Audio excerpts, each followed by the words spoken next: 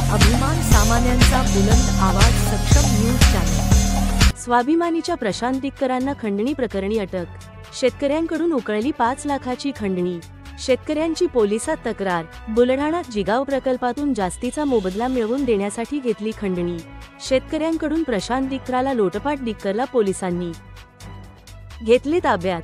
स्वाभिमानी शेतकरी संघटनेच्या युवा आघाडीचे विदर्भ प्रमुख प्रशांत दिक्कर यांच्या विरोधात शेतकऱ्यांनी खंडणी घेतल्याचा आरोप केलेला असून बुलढाणा जिल्ह्यातील शेगावातील जिगाव कार्यालयात प्रशांत दिक्करला शेतकऱ्यांकडून लोटपाट झालेली असून पोलिसांनी शेतकऱ्यांच्या तक्रारीवरून खंडणी प्रकरणात दिक्कर यांना अटक केली आहे। बुलढाणा जिल्ह्यातील सर्वात मोठा प्रकल्प असलेल्या जिगाव या महत्त्वाकांक्षी प्रकल्पात गावठाण क्षेत्राकरिता शासनाने शेतकऱ्यांच्या शेती भूसंपादित केलेली असून त्यासाठी मोबदला शेतकऱ्यांना दिला जात आहे। मात्र हा मोबदला प्रति हेक्टर 40 लाख रुपये मिळवून देतो असे आमिष दाखवून शेतकऱ्यांकडून लाखो रुपये उकळल्याचा आरोप करीत आणखीन पैशासाठी स्वाभिमानी शेतकरी संघटनेच्या युवा आघाडीतील विदर्भ अध्यक्ष प्रशांत दिक्कर हे त्रास देत असल्याचा आरोप शेतकऱ्यांनी करीत शेगाव येथील जिगाव प्रकल्पाच्या कार्यालयात शेतकरी व अधिकाऱ्यांच्या बैठकीमध्ये प्रशांत दिक्कर यांना शेतकऱ्यांनी लोटपाट करीत बैठकीतून हाकलून लावण्याचा प्रकार समोर आलेला आहे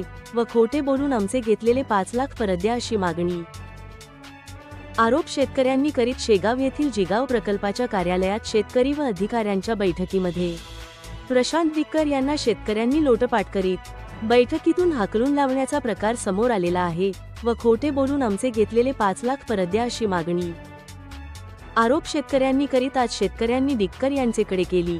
दिक्कर यांनी पैसे परत द्यायला नकार दिल्यानंतर शेतकऱ्यांनी दिक्कर यांना मारहाणीचा प्रयत्न केला।